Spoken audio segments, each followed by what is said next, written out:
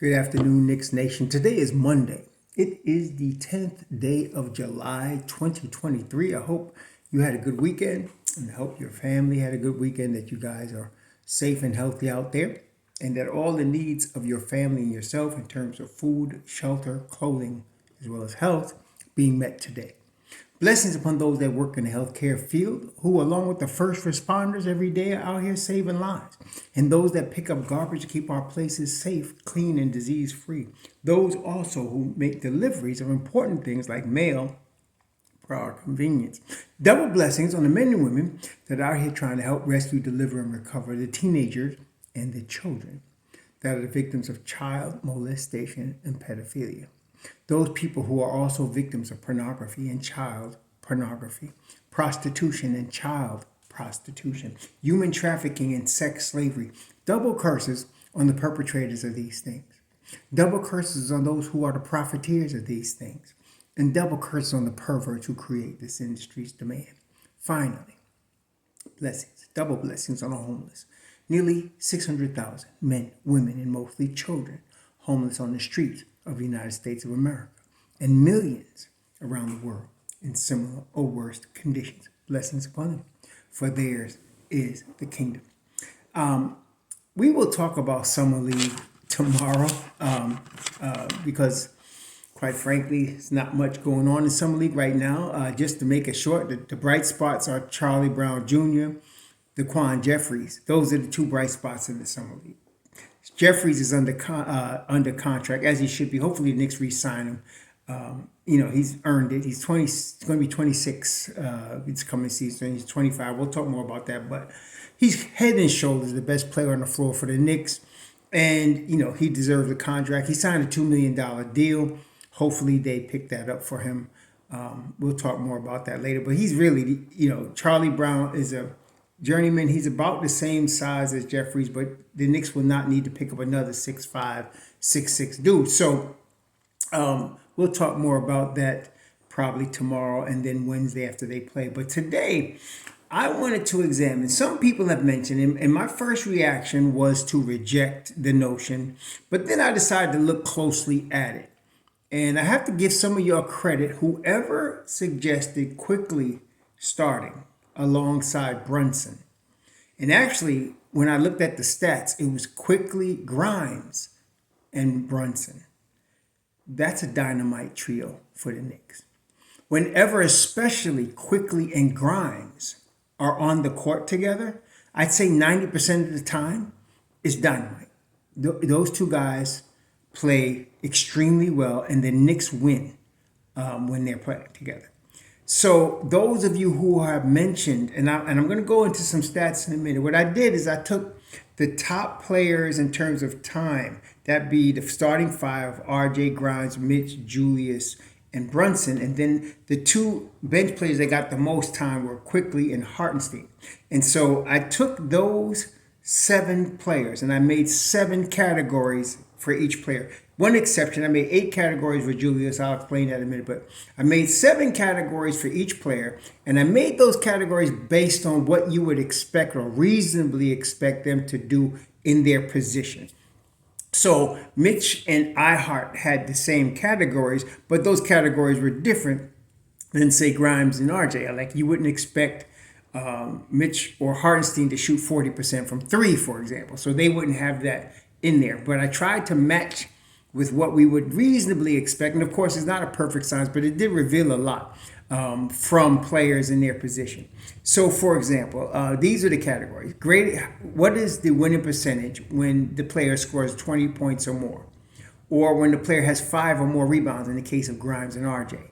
Or less than 3 turnovers? Or when the player misses the game, doesn't play? What's the team's record when the guy doesn't play? Or when they shoot 80% for more from the free throw line, or 40% from 3, or when they score 30 or more points? What is the record? And that's what I wanted to see, what the team record was in these, because we're talking about long-term sustainable winning. So I want to know mostly what produces wins for the Knicks. What combination of players produces most wins for the Knicks?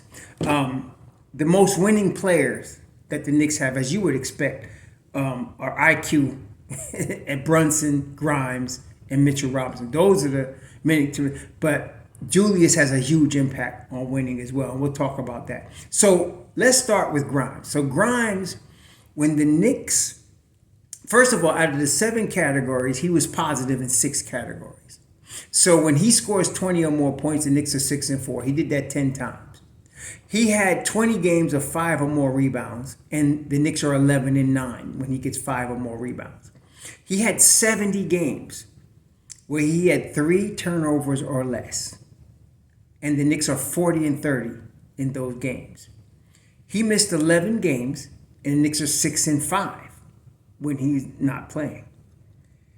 When he shoots 80% from the line, and he did that 22 games, the Knicks are 12-10. When he shoots 40% from 3, he did that 31 times last year. The Knicks are 18-13.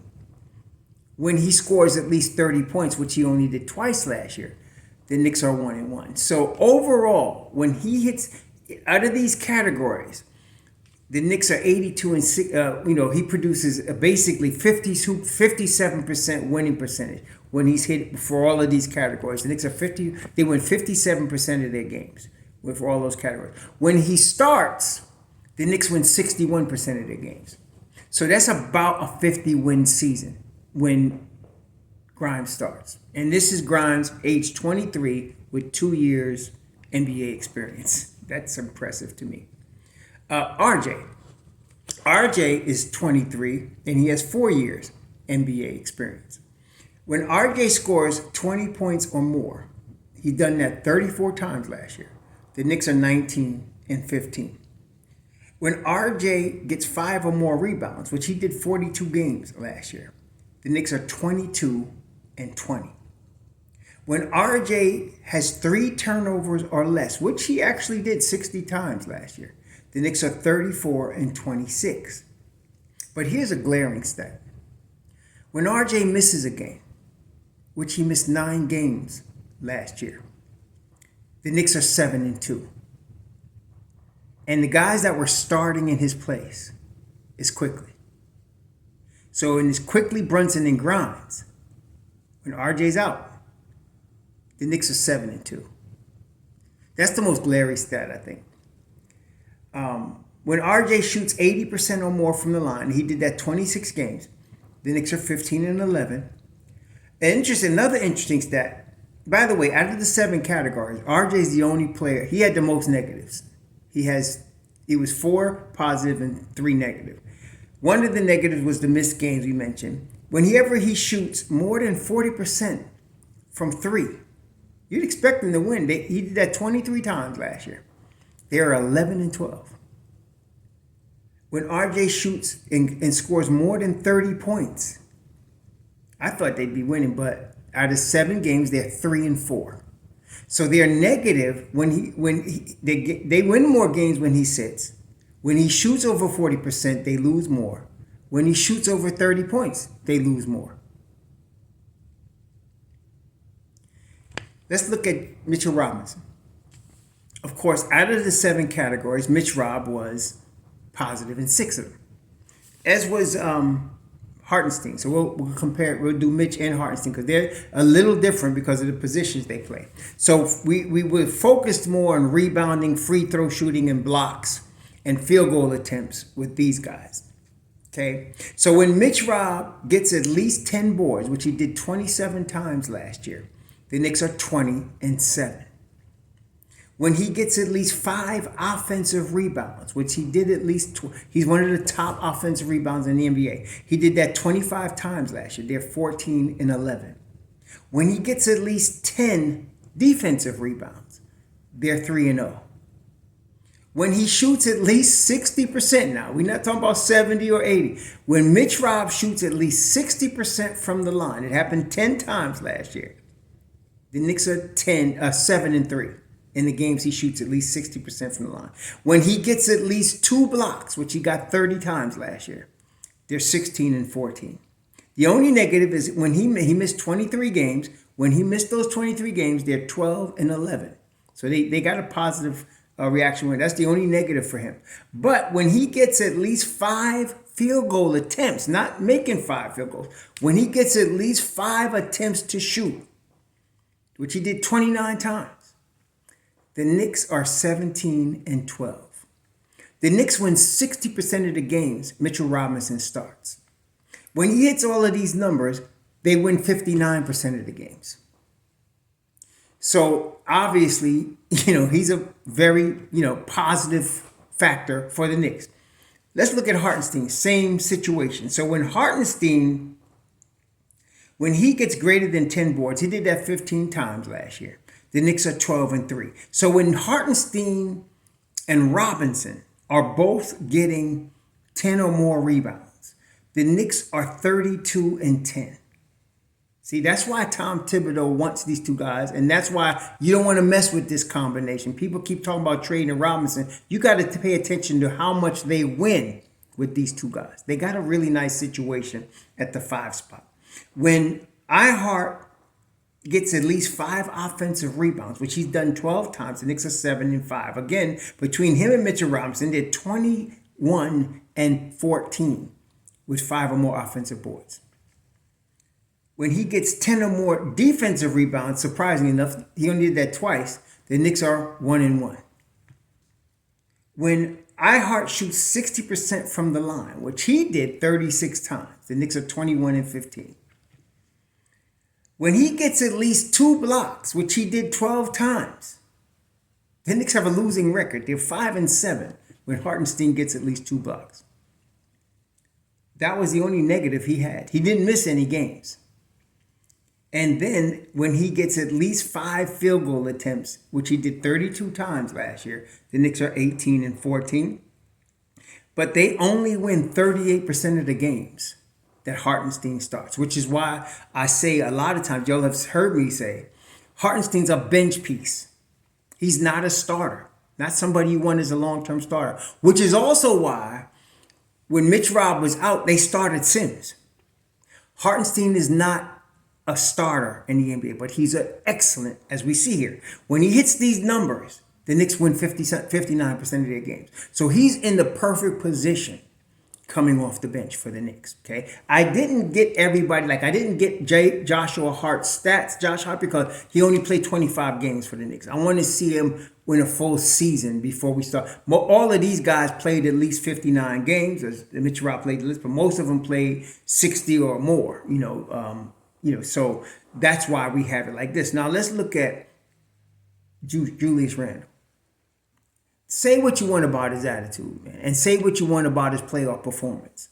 The dude helps the Knicks win basketball games, okay? And that's why they're not trading him. First of all, when Julius Randle scores 20 points or more, which he did 56 times, the Knicks are 34-22. By the way, out of the 8 categories, he was positive in 7 categories. When he scores 30 or more, which he did 30 times, the Knicks are 24-6. When he gets 10 or more rebounds, the Knicks are 22-18. When he gets 10 or more defensive rebounds, the Knicks are 14-9. When he gets 3 or less turnovers, which surprisingly enough, he did this 55 times last year. There were 55 games in which he got 3 or less turnovers. When he does that, the Knicks are 33-22.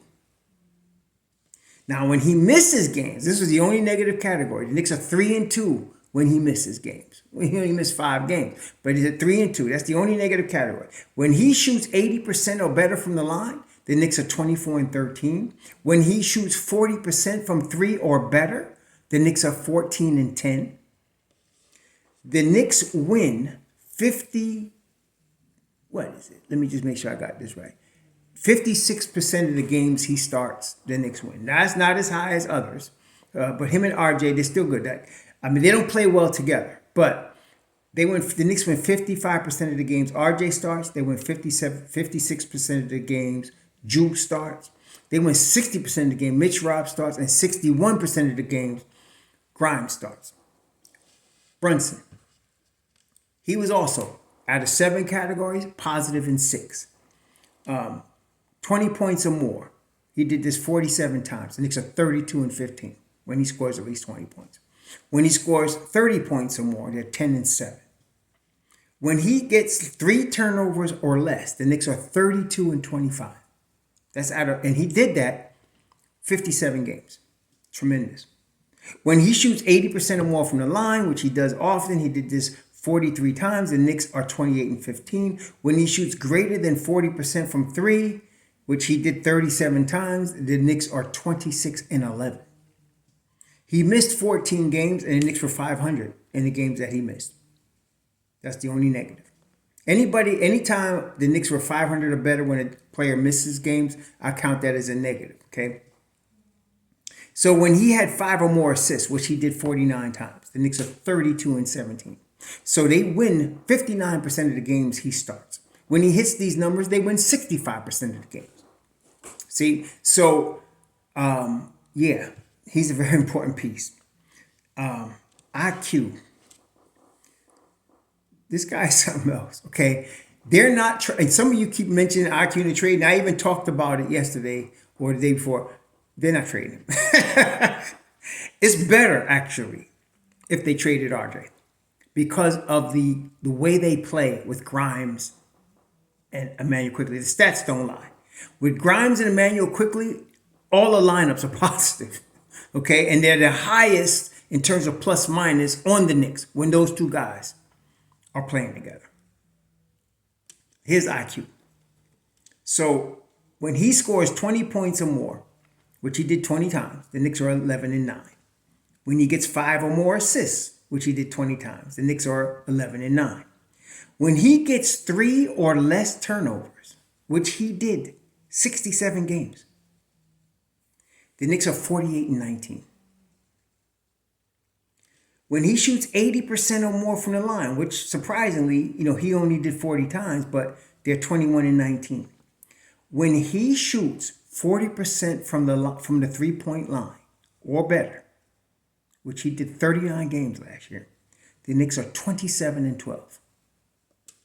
When he scores 30 or more points, they're 3-2. I mean, they're all right, but not as great.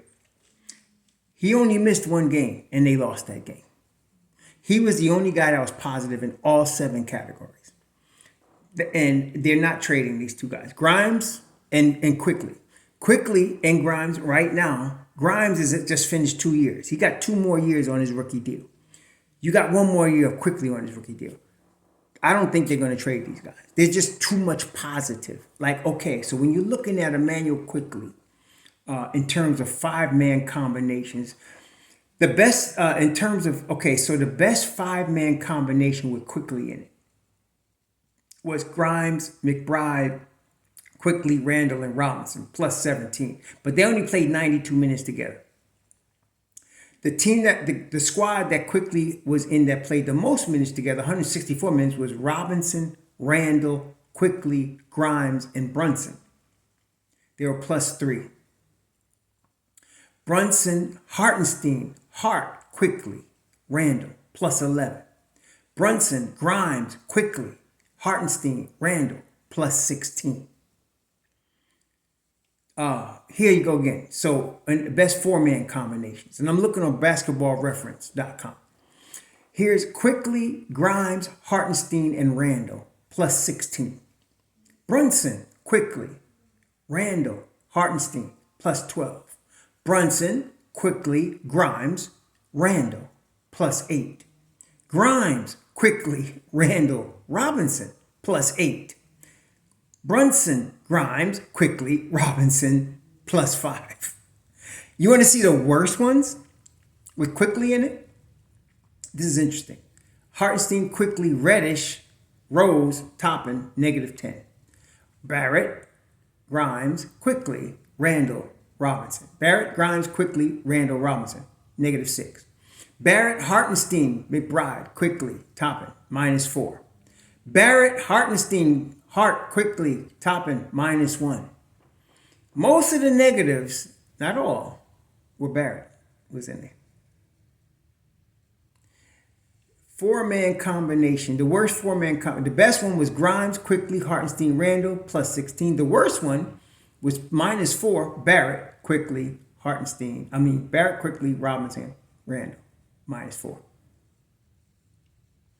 Three-man combination. The best three-man combinations. Quickly, Randall, Hartenstein plus 13. Grimes, Quickly, Robinson. Played 530 minutes together plus 11. The worst, -2, Barrett, Quickly, Toppin. Best two-man combinations. Hart and Quickly. 569 minutes together plus 12. McBride and Quickly. Almost 500 minutes together plus 11. Grimes and Quickly, they played over 1,000 minutes together, plus 11. The worst, Quickly and Sims, -0.7. Barrett and Quickly, plus 1.8. Those are your worst ones with Quickly. So, to me, it's pretty obvious, man. I got to give, I don't know who much of y'all did it, but I give y'all props. Those of you that thought about Brunson with Quickly and Grimes, that is a dynamite combination, no matter what combination you're dealing with them. They win. They win when you're talking about these three guys. Now, when Quickly only started 21 games, they won 56% of the games that he starts. When he hits these numbers, though, they win 62% of the games. So Quickly, Grimes, and Brunson together is probably a combination when you add Mitch Rob in there that will win more than 60% of their games. They're going to probably, honestly, and I got to be honest, I know some of y'all going to trip and I don't care. Every time I mention Barrett negatively, some of y'all just think I hate Barrett. I'm just spitting facts from Basketball Reference and from studying all these numbers. When you take Barrett out, they play better. It's very simple. When you have Grimes, Mitch, Jew, Brunson, and IQ, that starting five is more than 55 wins. Okay? If you put Barrett on the bench, you'll probably get better. If you replace Barrett, I don't know, but I'm just saying, I believe you replace a Barrett with a Bridges, which probably won't happen, or you replace Barrett with OG Anunoby, you're going to win a lot more games. It's just the fact of life. Now, I'm not saying Barrett is not going to get better. I believe he will. I keep saying it. But right now, he's the weak link. It's not Julius. It's not Julius. It's RJ. He's the weak link. Okay? Even when he has his best games, they lose. When he scores, when he gets 40% or more from three, they lose. When Grimes gets 40% or more from three, they're 18-13. When IQ gets 40% or more from three, they're 27-12. When Juke gets 40% or more from three, they're 14-10. When Brunson gets 40% or more from three, they're 26-11. When Barrett gets 40% or more from three, they're 11-12. So even in his best three-point shooting games, the Knicks do not benefit. See, I'm into winning. I'm not into which some of y'all younger players, you like to put, I used to do, they put players on your poster on your wall or whatever, and he's your favorite players. I hear you. But at my stage of life, I want to see them win. And I want to see them win a lot. They win more when Barrett's not starting. It's just simple as that. So the case for Grimes, IQ, and Brunson is a strong case. They're just really good together. Those three guys are really, really good together, man. They really are. They played Brunson, Grimes, and Quickly played 455 minutes together, and they were +7 when they played together. You add Mitch Robinson to it with those three, Brunson, Grimes, Quickly, and Robinson. Grimes, Quickly, Randall, Robinson is +8. Brunson, Grimes, Quickly, and Robinson +5. Brunson, Grimes, Quickly, and Randall +8. Yeah, those guys play very well together. There's just no doubt about it. I don't think there's any doubt. So really, if you take if you keep the present team, they're not going to do this. I think they would trade RJ before they do what I'm about to suggest to you. If you put RJ on the bench and you have Hartenstein, RJ, Josh Hart, and instead of Quickly, You have Hartenstein, RJ, Joshua, and DiVincenzo if you're going to go 9-man rotation. The Knicks would probably be better. Okay. In fact, no, they would be better. If you start Brunson quickly and you play Brunson quickly and Grimes those 30-something, 32 minutes a game, the Knicks are better. They're better. Okay. They'll just be a better team. Period. So, yeah. I don't know, y'all. I'm just saying. They're not going to do that. They would probably trade Barrett before they do that. Because Barrett has been a starter his whole life. He started in Canada. He started for Duke. And since his rookie year, he has started for the Knicks. I don't think they would change that. They would probably trade him before they do that. Listen, I wouldn't be looking for no quickly trade, though. The Knicks would. If I'm looking at this, I know they're looking at it. This ain't nothing that I'm sure their statisticians haven't looked at. I'm sure they see this. Okay, so that's why they're not gonna allow Grimes to be traded. Not with 2 years left on a rookie deal in his second year, and they win 61% of the games he starts.